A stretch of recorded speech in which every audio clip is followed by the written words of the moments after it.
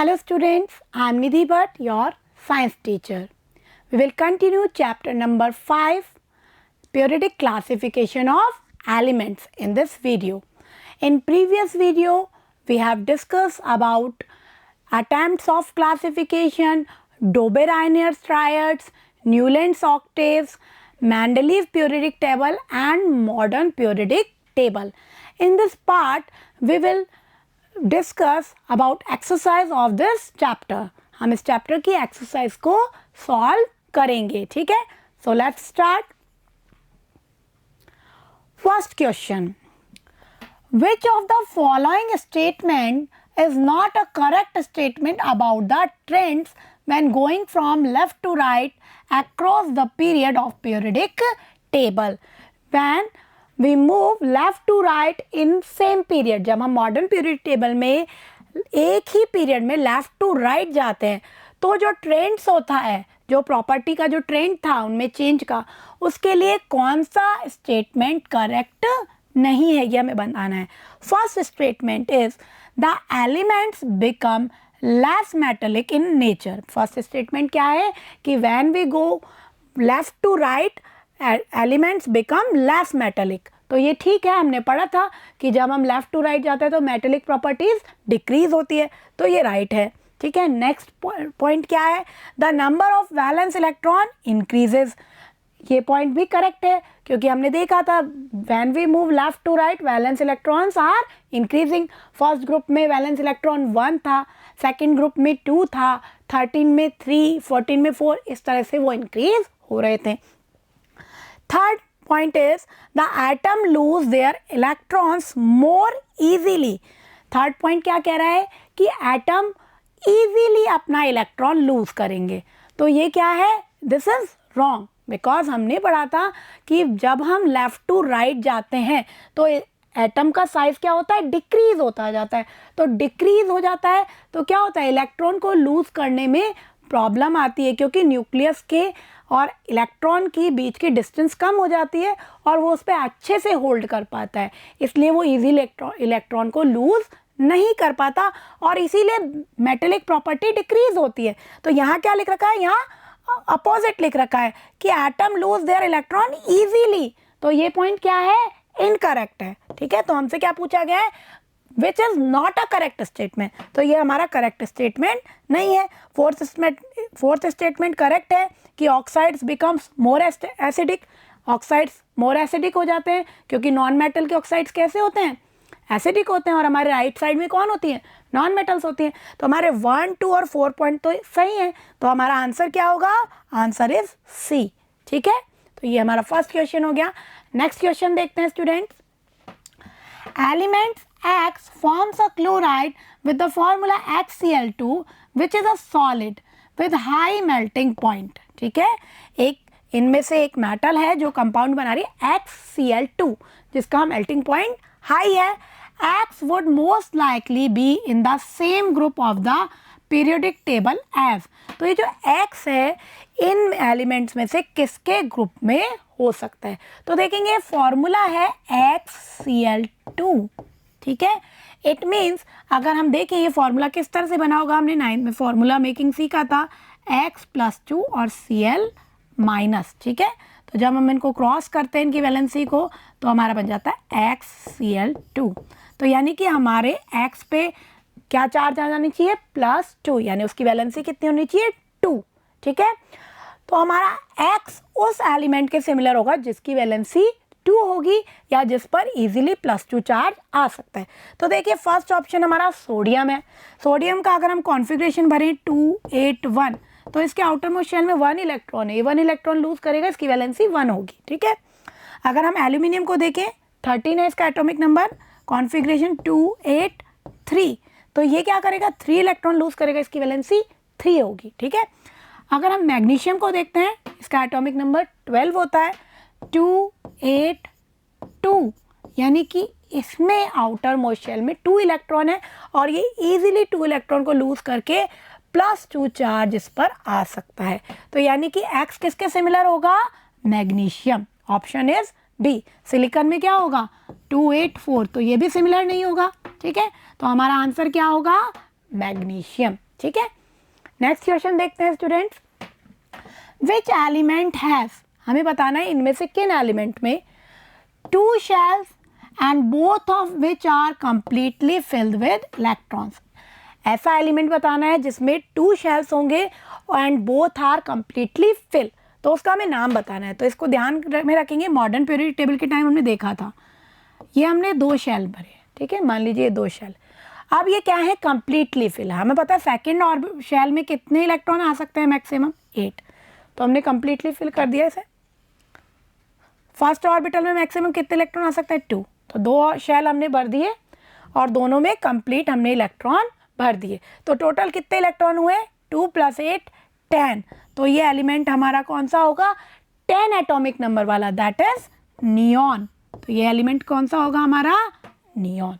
Okay, तो ये था हमारा क्वेश्चन नंबर 3 का फर्स्ट पॉइंट।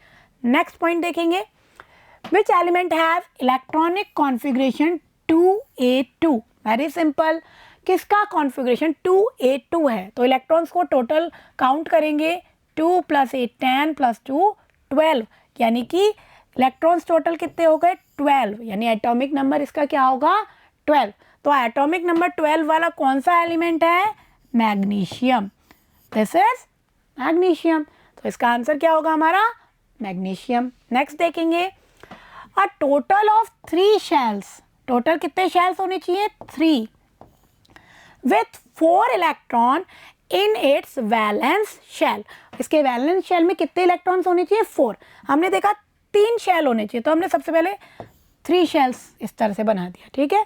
और वैलेंस शेल में कितने इलेक्ट्रॉन होने चाहिए, valence means outer most, 4 electron, तो यानी कि यहाँ 4 इलेक्ट्रॉन होने चाहिए।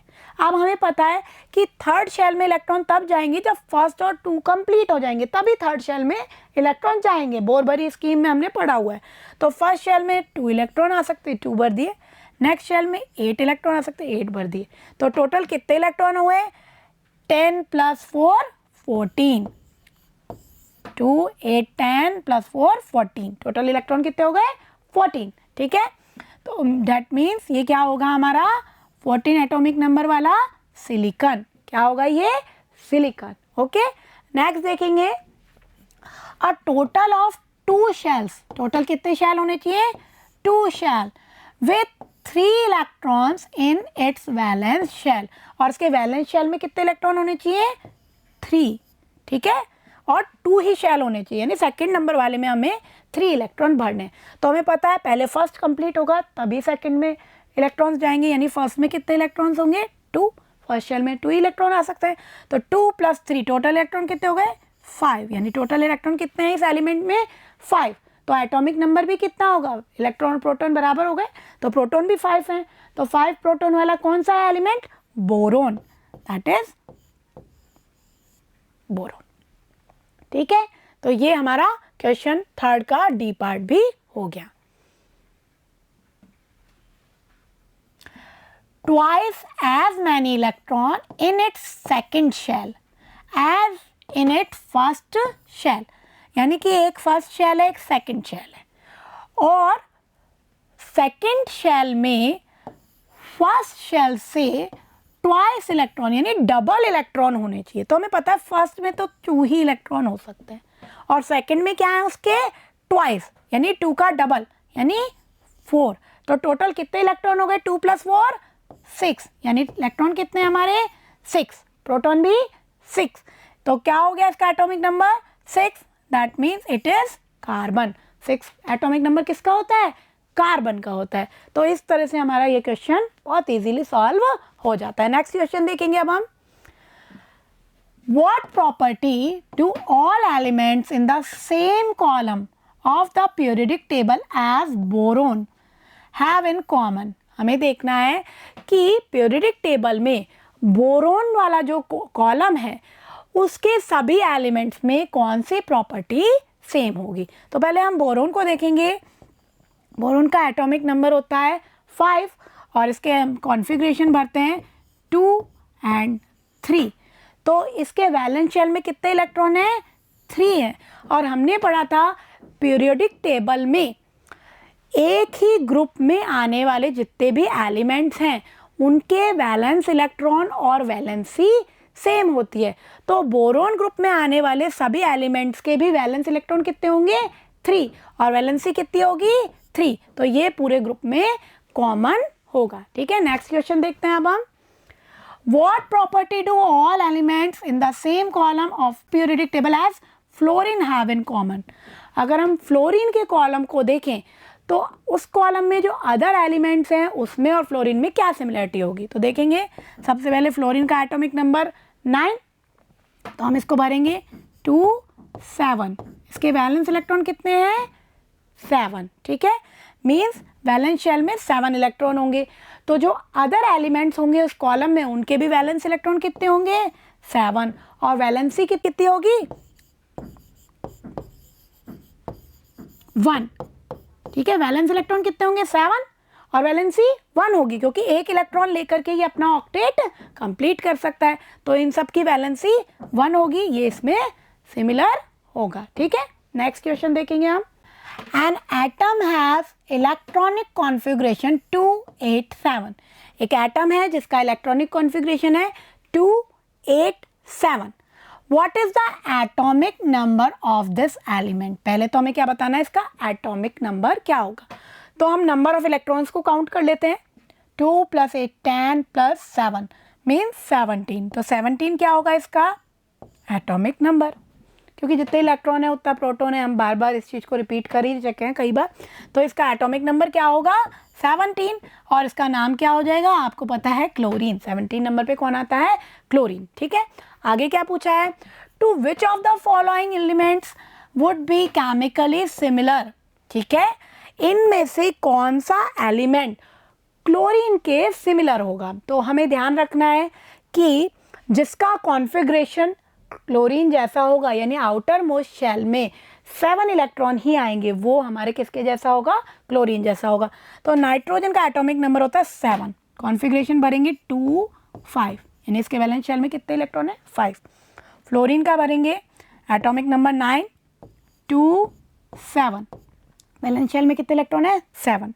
फॉस्फोरस को भरेंगे हम 2 8 10 हो गए, रिमेन कितने बचे? 5। ठीक है, तो इसके वैलेंस इलेक्ट्रॉन कितने हैं? 5। ऑर्गन को भरेंगे 2 8 8। ठीक है, तो हमने देखा कि फ्लोरीन के अंदर 7 वैलेंस इलेक्ट्रॉन है एज लाइक क्लोरीन। इसका मतलब कौन सिमिलर होगा क्लोरीन के? फ्लोरीन। ठीक है, कौन होगा? फ्लोरीन उसके सिमिलर होगा। ठीक है, इस तरह से ये क्वेश्चन भी हमारा सॉल्व हो गया। नेक्स्ट क्वेश्चन देखेंगे। The position of the 3 elements A, B, C in the periodic table are shown below। ये 3 एलिमेंट है A, B, C, इनकी पोजीशन दिखा रखी है। ये ग्रुप 16 में है और ये है हमारे ग्रुप 17 में। ठीक है, तो इसके बारे में कुछ क्वेश्चंस हमसे पूछे गए हैं, देखते हैं। First question is state weather A is metal और नॉन मेटल। ए हमारा मेटल है या नॉन मेटल? तो देखेंगे ए बिलोंग्स टू ग्रुप 17। ए कौन से ग्रुप से बिलोंग कर रहा है? 17 ग्रुप से, यानी कि हमारी जिगजैग लाइन से राइट साइड में है, और वहाँ क्या होती है? सारी non metals, means A is non metal. तो हमारा आंसर क्या होगा? A is non metal. So our next question is state whether C is more reactive और लेस रिएक्टिव देन ए। हमें कंपैरिजन करना है ए और सी में कि कौन ज़्यादा रिएक्टिव होगा। ठीक है, तो स्टूडेंट ये ग्रुप नंबर 17 है हैलोजन्स वाला। तो in halogen group reactivity decrease when we move top to bottom. जब हम टॉप टू बॉटम जाते हैं तो क्या होता है? रिएक्टिविटी डिक्रीज होती है, क्योंकि कैसे होते हैं? ये नॉन मेटल होते हैं और इनकी टेंडेंसी इलेक्ट्रॉन गेन करने की होती है, और हमने देखा है non metallic character top to bottom जाने पर डिक्रीज होता है, इन इलेक्ट्रॉन गेन करने की टेंडेंसी डिक्रीज होती है। तो यानी कि C is less reactive than A. C is less reactive than A. Next question देखेंगे हम। विल सी बी लार्जर और smaller size than B. C और बी का कंपैरिजन है, हमें बताना है कि सी बी से लार्जर होगा या स्मॉलर होगा। ठीक है, तो देखेंगे when we move in same period, ये सेम पीरियड में है, हम सेम पीरियड में लेफ्ट टू राइट जब मूव करते हैं तो साइज डिक्रीज होती है. सो we can say C is smaller than B. C क्या होगा, बी से स्मॉलर होगा, साइज क्या होगी, डिक्रीज होगी due to increase in effective nuclear charge. क्योंकि इफेक्टिव न्यूक्लियर चार्ज इंक्रीज हो रहा है तो साइज क्या होगी, डिक्रीज हो जाएगी. ठीक है, नेक्स्ट क्वेश्चन देखेंगे. Which type of ion, cation और anion will be form by element A. ये जो एलिमेंट ए है ये कौन सा आयन फॉर्म करेगा, कैटायन और एनायन. ठीक है, उनमें से क्या फॉर्म करेगा. तो हमें पता है ए 17 ग्रुप से बिलोंग करता है, तो इसके वैलेंस इलेक्ट्रॉन कितने हैं, 7 हैं. ठीक है ना, तो ये क्या करेगा, एक इलेक्ट्रॉन इजीली लेगा ताकि इसका ऑक्टेट कंप्लीट हो, और एक इलेक्ट्रॉन गेन करने के कारण इस पर माइनस चार्ज जब आएगा इसलिए क्या बनाएगा, anion.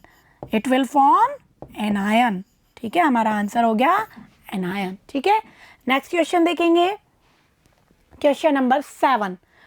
Nitrogen with atomic number 7, nitrogen जिसका एटॉमिक नंबर 7 है, and phosphorus with atomic number 15, phosphorus का एटॉमिक नंबर 15 है, बिलोंग टू ग्रुप 15. ये दोनों कौन से ग्रुप से बिलोंग करते हैं, 15 ग्रुप से बिलोंग करते हैं. To the periodic table, write the electronic configuration of these two element. हमें पहले तो इन दोनों का इलेक्ट्रॉनिक कॉन्फ़िगरेशन लिखना है. Then which of this will be more electron negative and why. इनमें से कौन ज़्यादा इलेक्ट्रॉन नेगेटिव होगा. तो पहले हम इनका कॉन्फ़िगरेशन भर लेते हैं. नाइट्रोजन का एटॉमिक नंबर 7 है, तो हम भरेंगे फर्स्ट शेल में 2 इलेक्ट्रॉन देन 5 इलेक्ट्रॉन. ठीक है, फॉस्फोरस का एटॉमिक नंबर 15 है, तो हम भरेंगे फर्स्ट शेल में 2 देन 8, रिमेनिंग हमारे पास 5 बचे. 5 दोनों 15 ग्रुप में है और दोनों के वैलेंस इलेक्ट्रॉन सेम है. ठीक है, next question is who is more electron negative, nitrogen और फॉस्फोरस. तो देखेंगे electron negativity decrease in a group on moving top to bottom. जब हम टॉप टू बॉटम जाते हैं तो electron negativity means tendency to gain electron decrease होती है, because decrease in effective nuclear charge. जब हम ऊपर से नीचे जाते हैं तो हमने देखा था कि एटम का साइज इंक्रीज होता जाता है सेम जो ग्रुप में जब हम नीचे जाए, तो साइज इंक्रीज होने के कारण जो प्रोटॉन है और जो आउटर मोस्ट इलेक्ट्रॉन है उसके बीच की डिस्टेंस क्या होगी, इंक्रीज होगी. इंक्रीज होने के कारण इफेक्टिव न्यूक्लियर चार्ज जो वो एक्सपीरियंस कर रहा है इलेक्ट्रॉन वो कैसा हो जाएगा, it is decreasing. Effective nuclear charge experience by valence electron is decreasing. तो ये कम इफेक्टिव न्यूक्लियर चार्ज फील कर पा रहा है, इसलिए इसकी इलेक्ट्रॉन नेगेटिविटी भी क्या हो जाएगी, डिक्रीज हो जाएगी. ठीक है, तो we can say nitrogen is more electron negative than phosphorus. ज़्यादा इलेक्ट्रॉन नेगेटिव कौन होगा, हमारा नाइट्रोजन होगा. ठीक है, तो स्टूडेंट्स इस तरह से हमारा ये क्वेश्चन भी सॉल्व हो जाता है. नेक्स्ट देखेंगे हम, how does the electronic configuration of an atom relate to its position in the modern periodic table. Modern periodic table में किसी एटम की पोजीशन और उसके इलेक्ट्रॉनिक कॉन्फ़िगरेशन में क्या रिलेशन है. तो इसको एक क्वेश्चन करके हमने चैप्टर में भी समझा था. ठीक है, हमें क्या पोजीशन देखनी है. पोजीशन मीन्स कि कौन से पीरियड नंबर में होगा एलिमेंट और कौन से ग्रुप नंबर में होगा, है ना. तो हमें पता है कि इलेक्ट्रॉनिक कॉन्फ़िगरेशन अगर हमें किसी एलिमेंट का मालूम है तो हम उसका पीरियड और ग्रुप नंबर इजीली आइडेंटिफाई कर सकते हैं. एक एग्जांपल हम लेके इसको देखते हैं. जैसे हमने लिया मैग्नीशियम. ठीक है, मैग्नीशियम का एटॉमिक नंबर 12 होता है. ठीक है, तो इसके कॉन्फ़िगरेशन को भरेंगे 2 8 2. ठीक है, आउटर मोस्ट शेल में कितने इलेक्ट्रॉन आए, 2. तो आपको मैंने बताया था स्टूडेंट्स, आउटर मोस्ट शेल में इलेक्ट्रॉन जो आते हैं, वैलेंस इलेक्ट्रॉन जो आते हैं, उससे हम ग्रुप नंबर आइडेंटिफाई कर सकते हैं. अगर वैलेंस इलेक्ट्रॉन 1 आता है तो ग्रुप 1 का होगा एलिमेंट. वैलेंस इलेक्ट्रॉन 2 आता है तो ग्रुप 2 का होगा एलिमेंट. 3 से लेकर 8 तक आता है तो उसमें हम 10 ऐड कर देते हैं ग्रुप पता करने के लिए. तो यहाँ हमारे वैलेंस इलेक्ट्रॉन कितना है, 2. तो इसका मतलब कौन से ग्रुप में होगा, 2.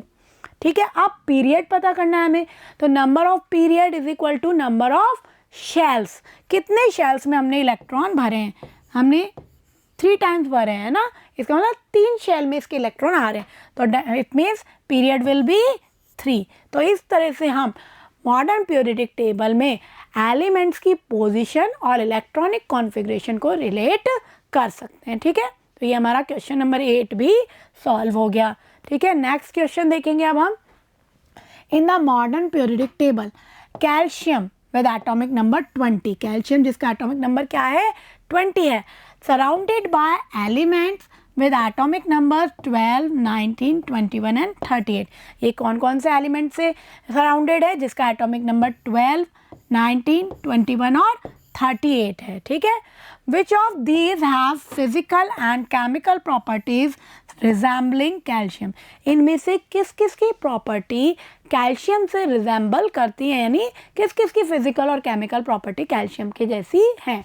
तो स्टूडेंट देखेंगे हमारा कैल्शियम का एटॉमिक नंबर 20 है, अगर हम इसका कॉन्फ़िगरेशन भरें 2, 8, 8, 2, ये इसका कॉन्फ़िगरेशन होता है, यानी आउटर मोस्ट शेल में 2 इलेक्ट्रॉन है।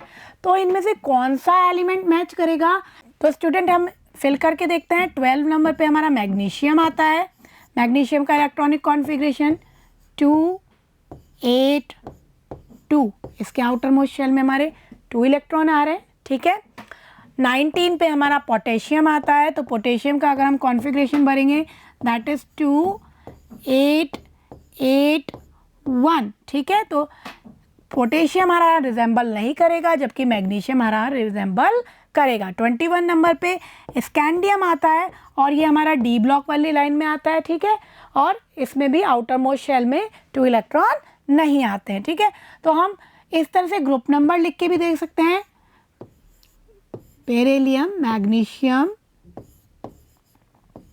Calcium, strontium, barium and radon, ये हमारा पूरा सेकंड नंबर का ग्रुप है। हमें देखना है कैल्शियम से रिजेंबल कौन करेगा, कैल्शियम से रिजेंबल इसके ग्रुप वाले ही एलिमेंट करेंगे। तो देखिए इस ग्रुप में एक तो स्ट्रोंशियम आ रहा है और एक मैग्नीशियम आ रहा है, मैग्नीशियम रिजेंबल कर गया।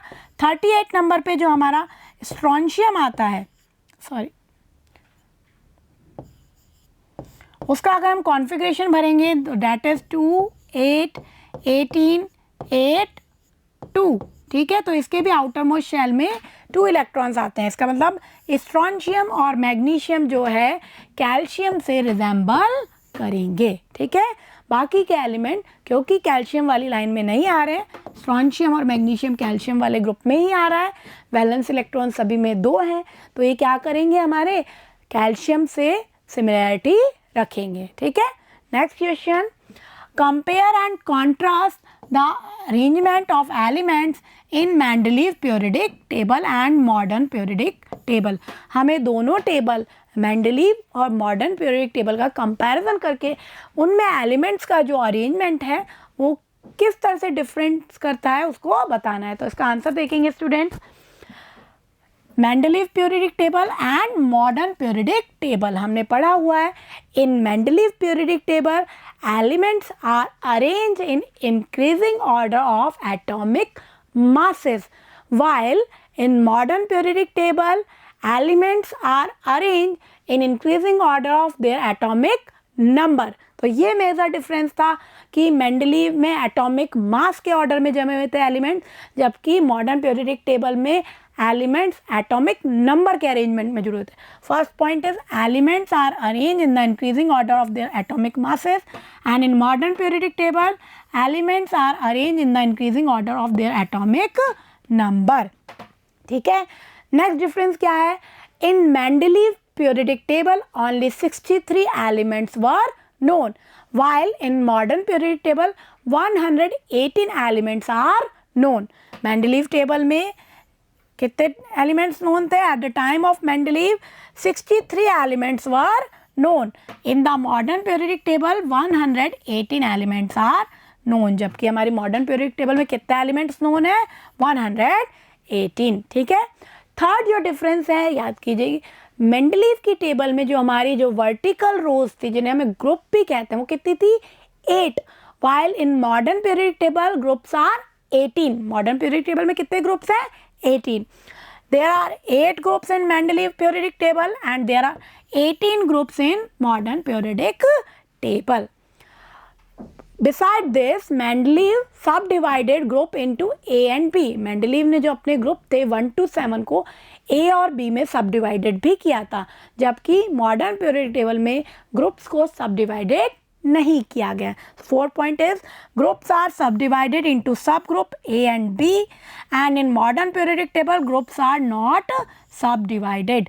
मॉडर्न पीरियडिक टेबल में ग्रुप्स को सबडिवाइडेड नहीं किया गया. ठीक है.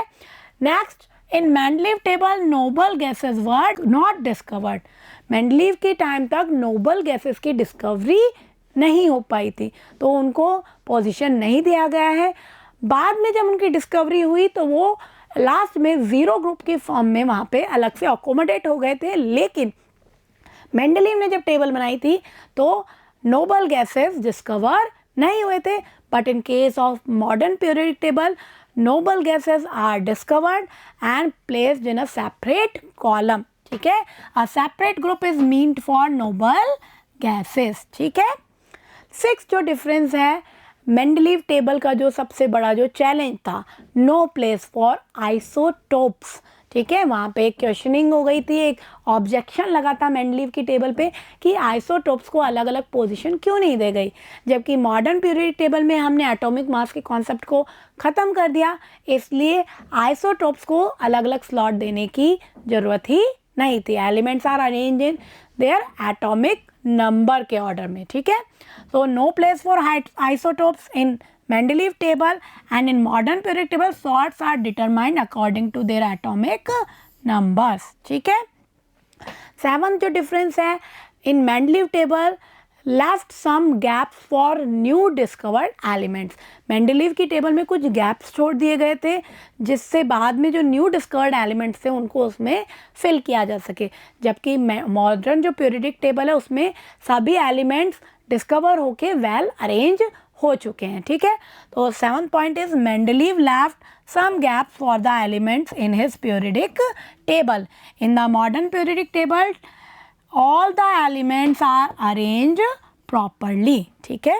मॉडर्न पीरियडिक टेबल में सभी एलिमेंट्स को प्रॉपरली अरेंज कर दिया गया है. ठीक है स्टूडेंट्स. तो इस तरह से हमारे चैप्टर 5 की जो एक्सरसाइजेस क्वेश्चंस थे वो ख़त्म होते हैं. ठीक है. आई होप आपको सभी क्वेश्चन अच्छे से क्लियर हुए होंगे. ठीक है. तो आप इस चैप्टर की प्रैक्टिस करते रहेंगे. नेक्स्ट वीडियो में हम नेक्स्ट चैप्टर स्टार्ट करेंगे. Thank you.